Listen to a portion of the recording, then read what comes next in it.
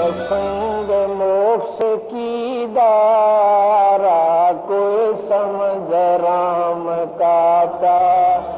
सत्संग ब्राह्मण बनिया अक्षत्रिय शूद्र ये चारों कुल ऊंचा। अब देखो परमात्मा की महिमा कितना निर्मल ज्ञान है। ब्राह्मण बनिया अक्षत्रिय शूद्र ये चारों कुल ऊंचा।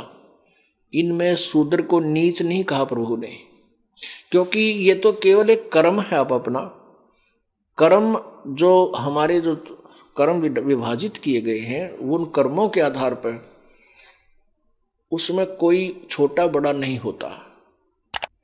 अब जैसे एक मुख है, अपने शरीर का अंग है, हाथ हैं और पैर हैं, पेट है, ये हैं तो अपने ही अंग। इनमें पैर नीचे हैं तो क्या ये पैर हमें लेकर चलते हैं, पैर जमीन पर रखे हैं, क्या ये नीचे हैं? ये बुरे नहीं है, ये ऊंचे हैं, अच्छे हैं। ऊंचा माने अच्छा। और जैसे हमारा जो विसर्जन पॉइंट है यानी गुदा है, हम जब टट्टी जाते हैं, पेशाब करते हैं, क्या वो नीचे अंग है? क्या वो बुरे हैं? नहीं, अंग बुरे नहीं। जैसे हमारे कहीं पर भी कोई दर्द हो जाता है, यदि कैंसर हो जावे गुदा में तो क्या ट्रीटमेंट नहीं कराओगे? जान निकल जा, कलजा पट पट आवे, एक जैसा ही दुख होगा, क्योंकि वहां से भी हमें जान जाएगी। तो ऐसे ही ये चारों जो वर्ण हैं ये एक ही अंग है, इसमें ऊंचा नीचा कुछ नहीं। इनके कर्म विभाजित हैं, वो अपने कर्म को सही, वो आवश्यक हैं और वो सही हैं, ऊंचे कर्म हैं वो। यदि किसी के टट्टी का बंदा पड़ जाए कल की मारे, बता क्या गुदा बुरी है? तो ऐसे ही और एक महीने 10 दिन यदि बाजार में ये स्वीपर झाड़ू ना मारे या वो नाले साफ ना करें, कल की पाट जाए, सारा शहर गांव छोड़ के घर छोड़ के भाग जाए। तो ये नहीं कहना कि ये नीचे नहीं है, ये बुरे नहीं है, ये हमारा सब एक समाज अंग है। ऐसे ही परमात्मा ने समझाने की चेष्टा की है कि ब्राह्मण बनिया अक्षत्रिय शूद्र ये चारों कुल ऊंचा, और निग्रह द्वारा न जावे योगी जो जत इंद्री सूचा।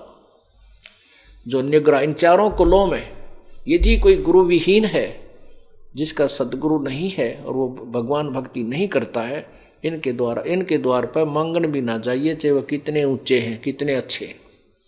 क्योंकि जो परमात्मा की भक्ति नहीं करता, मनुष्य जीवन पाकर, वह पहला दोषी है, भयंकर अपराधी है वो। और यदि कोई साधना भी करता है और पूर्ण संत से नाम, नकली गुरु से, जिसने गुरु नहीं बना रखा और भक्ति करता, वो भी अपराधी है। और जिसने गुरु नकली झूठे बना रखे वो भी महाअपराधी है। अर्थात भक्ति जो करते हैं वो गुरु बनाकर करें तो फिर कोई दोष नहीं। वहां जाने से, खाना खाने से के उद्देश्य से वहां किसी कारण से आप रुक जाओ किसी के घर में और खाना खाना पड़ जावे तो वो दोषी नहीं है। अब यहां पर आपके मन में बड़ी शंका आ जाएंगी कि हमारे तो रिश्तेदार भी नाम ना ले रहे हैं और भी कोई नाम नहीं ले रखा, हम तो मर गए ना। ऐसा कुछ नहीं। जैसे आप रिश्तेदारी में जाते हो या किसी कारण से रास्ते चलते किसी के घर रुक जाते हो, तो आपको परमात्मा ने, क्योंकि आपका उद्देश्य केवल वहां पेट भरने का नहीं है, आपका उद्देश्य किसी कामवश वहां गए हो और वहां रुकना भी पड़ जाता, खाना खाइए उनके, लेकिन खाद्य पदार्थ खाइए, अखाद्य ना खाइए। जो साधारण भोजन खाइए, वेज खाइए, यानी वैष्णव भोजन खाइए। और फिर परमात्मा ने आपको मंत्र दे रखा है, उसका जाप कीजिए और अन्न देव की आरती दे रखी है, वह आरती कीजिए। आरती अन्न देव तुम्हारी जा से काया पड़े हमारी, रोटी आदर रोटी अंत रोटी ही को गाँव संत, रोटी मध्य सबसे साथ। ऐसे हम प्रतिदिन खाना खाने के बाद आरती करते हैं।